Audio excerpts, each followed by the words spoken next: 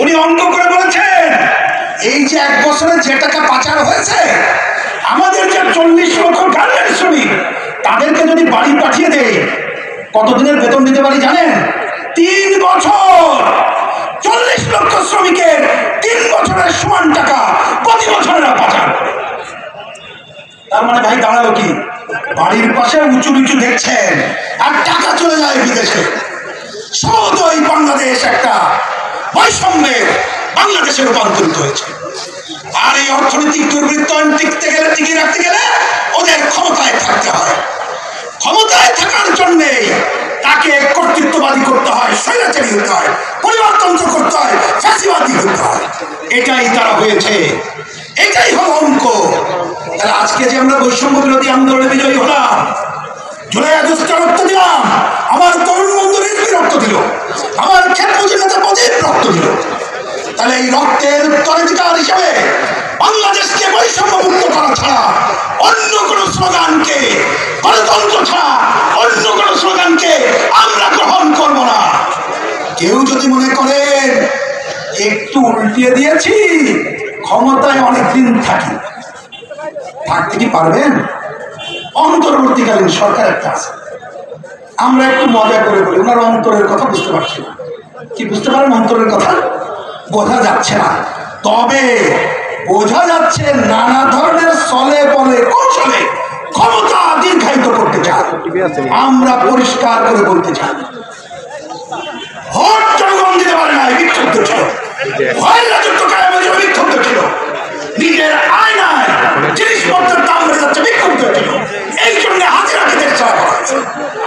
আর আপনি যদি সংস্কারের ট্যাবলেটের কথা বলে জিনিসপত্রের দাম কমাইতে পারেন না, জনজীবনে শান্তি দিতে পারেন না, ওয়ার্ল্ড ব্যাংক IMF-এর কথা শোনেন, তেলের দাম, গ্যাসের দাম, বিদ্যুতের দাম কমাইতে পারেন না, নতুন করে ব্যাংক বসাইতে চান, তাহলে আপনি তো একই ব্যবস্থা দিয়ে চলছেন, বাজার কিছু করছেন না, পারবেন না, আপনি তো এই ব্যবস্থায় হাত চান নাই। আমি অবশ্য বলি আশাও করছি না, কারণ আপনি তো মুক্ত বাজারের ধারাই চালাইতেছেন দেশটা, সুতরাং পারবেন না। অতএব এই অবস্থা থেকে বাংলাদেশকে মুক্ত করা ছাড়া আমাদের সামনে আর কোনো পথ নাই।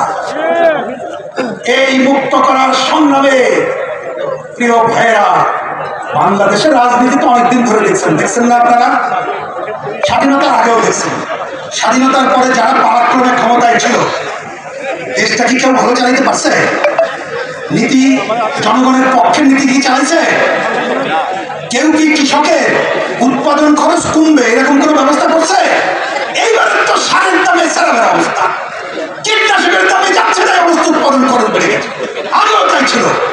শ্রমিকের ন্যূনতম মজুরি কি কেউ নিশ্চিত করেছে? সবার স্বাস্থ্য শিক্ষা কি কেউ গ্যারান্টি দিয়েছে? তাই নাই। তাহলে ওদের কাছ থেকে আশা করে লাভ নাই। নানা চলে বলে কৌশলে আবার যদি তারা ক্ষমতায় আসে তাহলে কি মানুষের মুক্তি হবে? হবে না। একটাই পথ, লাল ঝান্ডার পথ, লাল পতাকার পথ, কংগ্রেসের পথ, বামপন্থার পথ। এই যে দীর্ঘ সংগ্রাম হলো, আমি চ্যালেঞ্জ করে বলি একমাত্র বামপন্থী প্রগতিশীল দল এবং ব্যক্তি ছাড়া নীতিনিষ্ঠ অবস্থানে আর কারা ছিল? অন্য কোন নাম কি বলতে পারেন? পারবো না। অতএব আজকে এই নীতিনিষ্ঠ শক্তি আমরা সারা বাংলাদেশকে, মানুষকে যদি মুক্ত করতে চাই, ওই রাজপথের সাথে সাথে ক্ষমতায় যাওয়ার কাজটিও আমাদের করতে হবে। আসুন সেই লক্ষ্যে আমরা আমাদের কাজকে অগ্রসর করি। মনে রাখবে, পতিত স্বৈরাচার একটা অপশক্তি, কোনোভাবে তারা যাতে না আসতে পারে সেই ব্যবস্থা আমাদের করতে হবে। একই সাথে ৭১-এর ঘাতক চক্র, সাম্প্রদায়িক চক্র মুক্তিযুদ্ধকে নিয়ে বিতর্কিত করে, ৭২ সালের সংবিধানকে কবর রচনার কথা বলে। এই অপশক্তি সম্পর্কে সতর্ক থাকতে হবে। আমরা পরিষ্কার ঘোষণা দিয়েছি, স্বৈরাচারকে আমরা আসতে দেবো না, সাম্প্রদায়িকতাকে মাথা চাড়া দিয়ে উঠতে দেবো না। এই সমস্ত বাংলাদেশ গড়ার সংগ্রামকে এগিয়ে নেব। মনে রাখবেন, এর বাইরে আর এক বড় অপশক্তি আমাদের পাশের আধিপত্যবাদী এবং সাম্রাজ্যবাদী দেশ। তারা বাংলাদেশের উপরে আধিপত্য বিস্তার করতে চায়। আমাদের জাতীয় সম্পদ, আমাদের ভূ রাজনৈতিক কারণে অঞ্চলে প্রভাব বিস্তার, তার জন্য তারা চায় দুর্বল সরকার। আর বহু আগে তো আমাদের 90 দশকে এমন সন্ধি কাটছে, ক্ষমতায় যে থাকবে টানলো, ক্ষমতার বাইরেও টানলো। এই ধারা থাকুক অথবা যে আসবে টানলো, টানলো কাটলে তো ভাই মুক্তি নাই। অতএব বিকল্প শক্তি সমাবেশ ছাড়া আমাদের আর কোনো পথ নাই। আমরা তাই আহ্বান জানাই, আজকের এই সমাবেশ থেকে সেই বিকল্প শক্তি সমাবেশ গড়ে তোলার আরেকবার শপথ আমরা উচ্চারণ করব। এই সময় বহুল আলোচিত শব্দ গণ অভ্যুত্থান বিপ্লব। কে কথা শুনছেন না? যারা বলে এইটা তো গণ অভ্যুত্থান নিশ্চিত, আমরা বলছি, আমি ব্যাখ্যায় যাচ্ছি না। বিপ্লবের যারা কথা বলেন, আপনারা বিপ্লব দেখেনও নাই, বোঝেন নাই। আপনারা বহু কিছু হাইজ্যাক করতেছেন। আগের সরকার আমরা দেখলাম ওই যে মালিক শ্রমিক ঐক্য করে মে দিবস হাইজ্যাক করছিল। এনারা কংগ্রেসও হাইজ্যাক করে, বিপ্লবও হাইজ্যাক করে। হাইজ্যাকে কিছু আসে যায় না। এটা ঠিক। বাংলাদেশের মানুষকে মুক্ত করতে গেলে সামাজিক বিপ্লব সম্পন্ন করতে হবে সমাজতন্ত্রের লক্ষ্যে। আগামীতে বাংলাদেশের কংগ্রেস পার্টি এই সমাজ বিপ্লব সম্পন্ন করে বাংলাদেশের মানুষকে মুক্ত করবে। আজকের এই সমাবেশ থেকে সেই শপথ আমরা উচ্চারণ করছি। আমরা পরিষ্কার করে বলতে চাই, এই সংগ্রামকে এগিয়ে নিয়ে যেতে গেলে বাংলাদেশের সাধারণ জনগণ তাদেরকে দায়িত্বশীল ভূমিকা পালন করতে হবে। আমরা মনে করি রক্ত দেয় দেশের মানুষ, জীবন দেয় সাধারণ মানুষ, অথচ তাদের স্বার্থ বাস্তবায়িত হয় না। তাই নিজেদের অধিকার প্রতিষ্ঠায় বিভিন্ন শ্রেণী পেশার মানুষকে নিজেদের দাবিতে ঐক্যবদ্ধ হয়ে আন্দোলন করে তুলতে হবে, ব্যবস্থা বদলের সংগ্রাম করতে হবে। এর জন্য বাম গণতান্ত্রিক বিকল্প শক্তি সমাবেশের সাথে তাদেরকে অংশ নিতে হবে, এর কোনো বিকল্প নাই।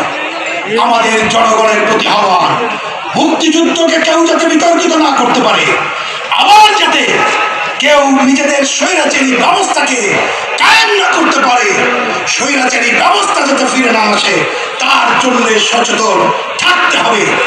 আমাদের মনে রাখতে হবে, স্বৈরতন্ত্র, লুটপাটতন্ত্র, সাম্প্রদায়িকতা, আধিপত্যবাদ, সাম্রাজ্যবাদ, এদের হাত থেকে দেশকে মুক্ত না করতে পারলে মানুষের মুক্তি। 90 দশকের পর যে বিকল্প পথের সন্ধান কমিউনিস্ট পার্টি সহ অন্যরা চিন্তা করেছিলাম, অনেকে সাথে এসেছে, অনেকে চলে গেছে, মানুষ বিভ্রান্ত হয়েছে। আর বিভ্রান্তির কোনো সুযোগ নাই। আসেন আমরা আমাদের নিজস্ব দাবিতে, শ্রেণী পেশার মানুষের দাবিতে, একই সাথে গণতন্ত্র প্রতিষ্ঠার জন্য ভোটের দাবিতে, আর স্বৈরাচারী ব্যবস্থা যাতে ফিরে না আসে তার দাবিতে বিকল্প শক্তি সমাবেশ গড়ে তুলি। একসাথে বাম গণতান্ত্রিক জোটে আছি আমরা, ফ্যাসিবাদ বিরোধী বাম জোট আছে, বাংলাদেশ জাসদ আছে, গণফোরাম আছে, ঐক্যনায়ক আছে, যারা অনেকেই নানা সীমাবদ্ধতা সত্ত্বেও তাদের দায়িত্ব পালন করছেন। এর বাইরে অন্যান্য বামপন্থী শক্তি আছেন। আসেন আমাদের জোট অব্যাহত থাকুক, কিন্তু ন্যূনতম কর্মসূচির ভিত্তিতে আমরা এখনই ঐক্যের শুধু স্লোগান না বাস্তবায়ন করে টেকনাফ থেকে তেঁতুলিয়া ছড়িয়ে পড়ি, মানুষের কাছে বিকল্পের পথে সন্ধান দেই। আজকের এই সমাবেশ থেকে সেই আহ্বানও জানাতে চাই।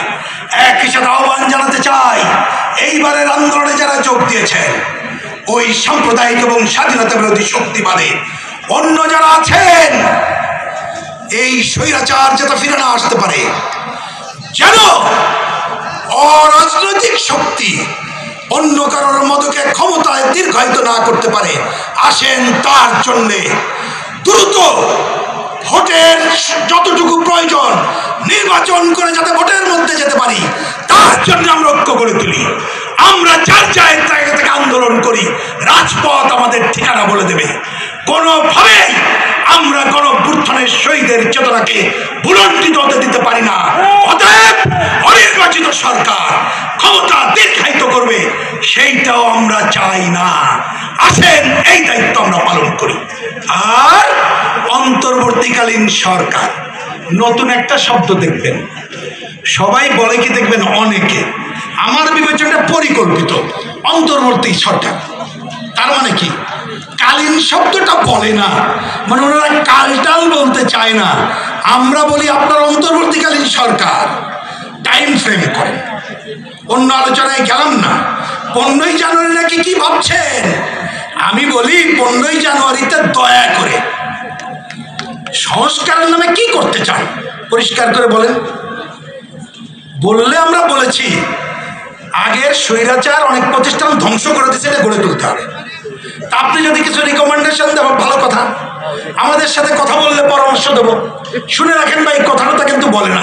3 বার ডাকছিল ইস্যু ভিত্তিক সংলাপ, 1 সেপ্টেম্বর থেকে বলছিল, কিন্তু এখনো সংলাপ করে নাই।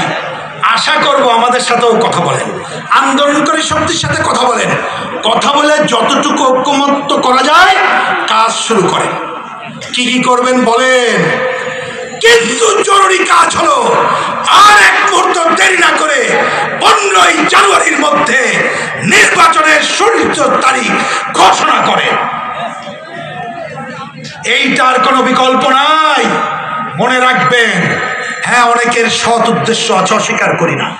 মনে করছেন নির্বাচন হলে কি সব হয়ে যাবে? হবে না জানি, কিন্তু জনগণের উপরে ভরসা রাখতে হবে।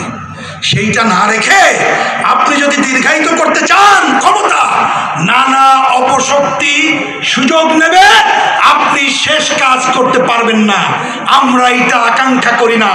অতএব বলি, নির্বাচনের সুনির্দিষ্ট তারিখ ঘোষণা করেন, আর 1 সেকেন্ড দেরি না করে নিত্যপণ্যের দাম কমান, জানমালের নিরাপত্তা বিধান করেন। আমি দুঃখের সাথে বলতে বাধ্য হচ্ছি, আমাদের দেশে ধর্মীয় সংখ্যালঘু এবং জাতিগত সংখ্যালঘু আর গরিব মানুষ কেন বিপদে থাকবে? এটা তো ঠিক। আমাদের এই ধর্মীয় সংখ্যালঘু, জাতীয় সংখ্যালঘুদের উপরে দীর্ঘদিন ধরে নানা ধরনের অত্যাচার নিপীড়ন হয়। এবারের আগে অনেক বেশি হয়েছে, এবারে হয়নি এমনটা না, হয়তো আগের থেকে কমও হতে পারে, কিন্তু এটাই সত্য। আমাদের ধর্মীয় সংখ্যালঘুরা নিরাপত্তাহীনতায় ভুগছে, যা আমাদের কাম্য না। পাশের দেশ ভারত, তাদের মিডিয়া প্রকৃত সত্যের বাইরে অসত্য তথ্য প্রচার করে, আর আমাদের অনেকে সেই ফাঁদে পা দেয়। আমাদের পরিষ্কার বক্তব্য, আমরা ধর্মীয় জাতিগত সংখ্যালঘু এবং গরিব মানুষের সাথে ছিলাম, আছি, তাদের কোনো অসম্মান সহ্য করব না। এই দেশকে তাদের নিরাপদ বাসস্থান হিসাবে আমরা গড়ে তুলব। কমিউনিস্টরা এক্ষেত্রে কোনো ছাড় দেবে না। সরকারকে বলি, অস্বীকার করবেন না, যা সত্য স্বীকার করবেন। একটা ঘটনার পরে আমরা গিয়েছিলাম স্বরাষ্ট্র উপদেষ্টার কাছে, ওনাকে ধন্যবাদ জানাই। উনি অস্বীকার করেন নাই, উনি দায়িত্ব পালন করেছেন। সবাই দায়িত্ব পালন করবে, এটাই আমাদের পরামর্শ। আমাদের বক্তব্য পরিষ্কার, অনেক কাজ করছেন। জুলাই আগস্ট হত্যাকাণ্ডের বিচার এবং ক্ষতিগ্রস্তদের পুনর্বাসনের দৃশ্যমান কাজ নাই কারণ, এটি আমরা চাই। অন্তর্বর্তীকালীন সরকার এই কাজগুলো দ্রুততার সাথে করবেন, এই আহ্বান জানাতে চাই।